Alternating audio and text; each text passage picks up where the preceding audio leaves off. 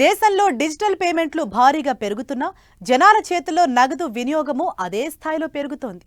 UPI ట్రాన్సాక్షన్ల సంఖ్య విలువ పరంగా చూస్తే ఎప్పటికప్పుడు కొత్త రికార్డులు నమోదవుతున్నాయి. అయినా సరే నగదు చెలామణి భారీగా పెరుగుతోంది. ఇంతకీ దేశంలో జనాల దగ్గర ఎంత నగదు ఉంది? ఈ స్థాయిలో చెలామణి జరిగితే లాభాలేంటి? కేంద్రం ఇప్పుడు పెట్టుకున్న లక్ష్యాలేంటి?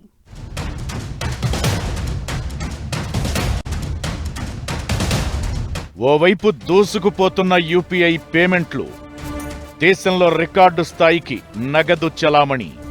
జనవరి నాటికి జనం చేతిలో 40 లక్షల కోట్లు. యూపీఐ చెల్లింపుల్లోనూ కనిపిస్తున్న ఇదే జోరు. ఎస్బీఐ ఎకో ర్యాప్ నివేదికలో కీలక విషయాలు. డిజిటల్ విప్లవంలో ఆధిపత్యం ఎలా? ఈ రేంజ్ చలామణితో ఆర్థిక వ్యవస్థకు లాభమేంటి?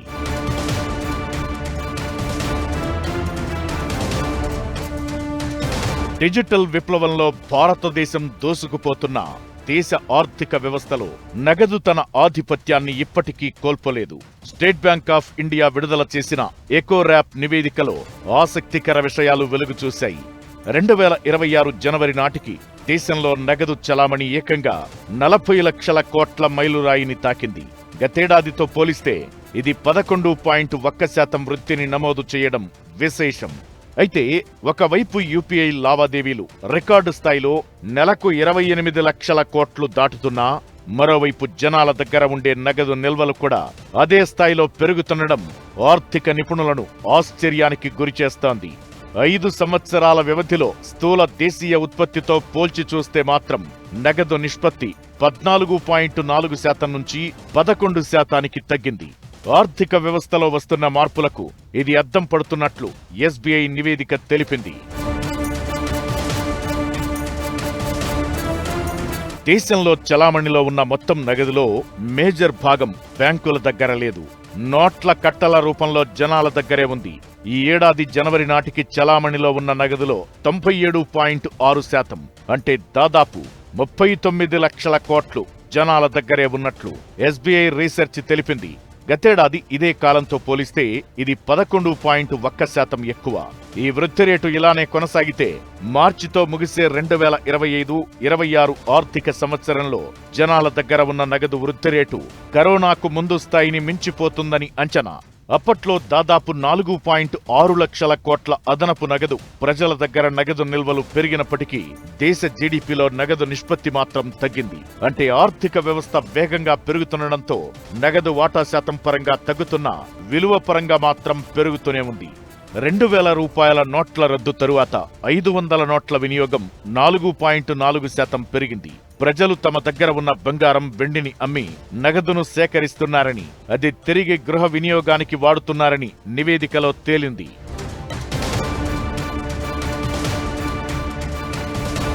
కర్ణాటక, బెంగాల్ లాంటి రాష్ట్రాల్లో ఏటీఎం కేంద్రాల నుంచి నగదు విడ్రాలు క్రమంగా పెరుగుతున్నాయి. అయితే ఏపీలో మాత్రం ఏటీఎం విడ్రాలు తగ్గుతున్నాయి. 2022-23లో ఏపీలో ఒక్కో ఏటీఎం నుంచి నెలకు సగటున 1.57 కోట్ల నగదు విడ్రా చేస్తే 2025-26 డిసెంబర్ నాటికి అది 1.34 కోట్లకు తగ్గింది. ఏపీలో డిజిటల్ ట్రాన్సాక్షన్లు పెరిగినట్లు ఇది సూచిస్తోంది. అయితే డిజిటల్ పేమెంట్లు పెరిగితే తక్కువ విలువైన నోట్ల వినియోగం తగ్గుతుంటుంది. అయితే ఏపీ, తెలంగాణలో 100 రూపాయల నోట్ల వినియోగం పెరుగుతున్నట్లు ఎస్బీఐ నివేదికలో తెలిపింది. తమిళనాడులో 200 రూపాయల నోట్ల వినియోగం ఎక్కువగా ఉంది. నగదు నిల్వలు పెరిగినా అటు యూపీఐ హవా మాత్రం ఏమాత్రం తగ్గడం లేదు కదా, సరికొత్త రికార్డులు క్రియేట్ చేస్తోంది. డిజిటల్ చెల్లింపుల్లో యూపీఐ అప్రతిహతంగా దూసుకుపోతోంది. మార్చి 2020లో కేవలం 140 కోట్లుగా ఉన్న నెలవారీ యూపీఐ లావాదేవీలు డిసెంబర్ 2025 నాటికి 2163 కోట్లకు చేరాయి.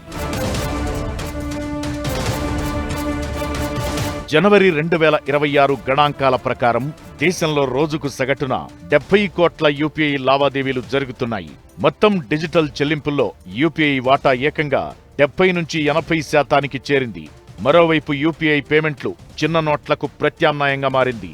500 కంటే తక్కువ విలువైన ట్రాన్సాక్షన్లే యూపీఐలో 86% వాటా కలిగి ఉన్నాయి. అందుకే మార్కెట్లో 500 రూపాయల నోట్ల ఆధిపత్యం కొనసాగుతున్నట్లు ఎస్బీఐ రీసెర్చ్ రిపోర్ట్ తెలిపింది. ఓవరాల్ గా దేశంలో ఒక నిర్మాణాత్మక మార్పు కనిపిస్తోంది. భద్రత కోసం లేదా నిల్వ కోసం నగదును రికార్డు స్థాయిలో జనాలు దగ్గర ఉంచుకుంటున్నప్పటికీ రోజువారీ కొనుగోళ్లు, ఆర్థిక కార్యకలాపాల కోసం మాత్రం డిజిటల్ వ్యవస్థలపైనే ఎక్కువగా ఆధారపడుతున్నారు.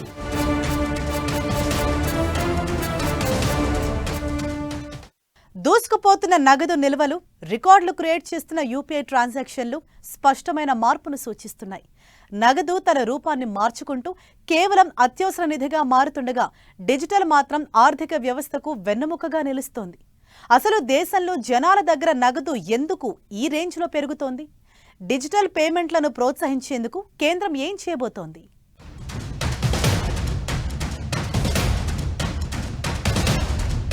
నగదు చలామణి పెరిగితే ఆర్థిక వ్యవస్థకు లాభమే అనేది కొందరి అభిప్రాయం. ఎక్కువ నగదు ఉంటే ఎక్కువ కొనుగోలు పెరిగి డిమాండ్ను పెంచి ఉత్పత్తి పెరిగి జీడీపీని వృద్ధి చేస్తుందంటున్నారు. ఇకటు దేశంలో నగదు చలామణి పెరగడం వెనుక చాలా కారణాలు కనిపిస్తున్నాయి. కొన్ని రాష్ట్రాల్లో నెలకు 40 లక్షల కంటే ఎక్కువ విలువైన యూపీఐ లావాదేవీలు జరిపిన చిరు వ్యాపారులకు జీఎస్టీ డిమాండ్ నోటీసులు అందుతున్నాయి.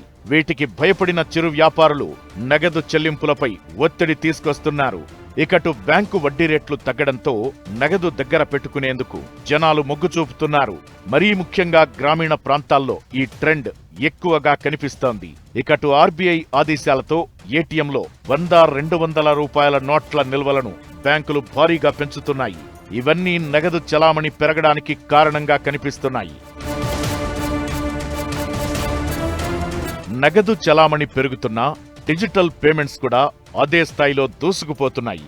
నిజానికి డిజిటల్ చెల్లింపులను మరింత ప్రోత్సహించేందుకు కేంద్రం కీలక అడుగులు వేసింది. 2022 నుంచి 2025 ఆర్థిక సంవత్సరం వరకు రూపే డెబిట్ కార్డులు, తక్కువ విలువగల యూపీఐ లావాదేవీల విస్తరణ కోసం ప్రభుత్వం ఏకంగా 8,276 కోట్లను ప్రోత్సాహకాల రూపంలో ఖర్చు చేసింది. భవిష్యత్తులో నగదు వాటాను మరింత తగ్గించి రూపే కార్డులను అంతర్జాతీయ స్థాయికి తీసుకెళ్లడమే లక్ష్యంగా కేంద్రం ప్రణాళికలు సిద్ధం చేస్తోంది. కేవలం నగరాలకే పరిమితం కాకుండా మారుమూల గ్రామాల్లోని సామాన్యుడు కూడా రూపే కార్డును స్వేచ్ఛగా వాడేలా వ్యాపారులకు అవగాహన కల్పించే కార్యక్రమాలు చేపట్టనుంది. సైబర్ సెక్యూరిటీపై అవగాహన పెంచుతూ ప్రతి భారతీయుణ్ణి డిజిటల్ యోధుడిగా మార్చడమే డిజిటల్ ఇండియా తదుపరి లక్ష్యమని ఆర్థిక శాఖ తెలిపింది.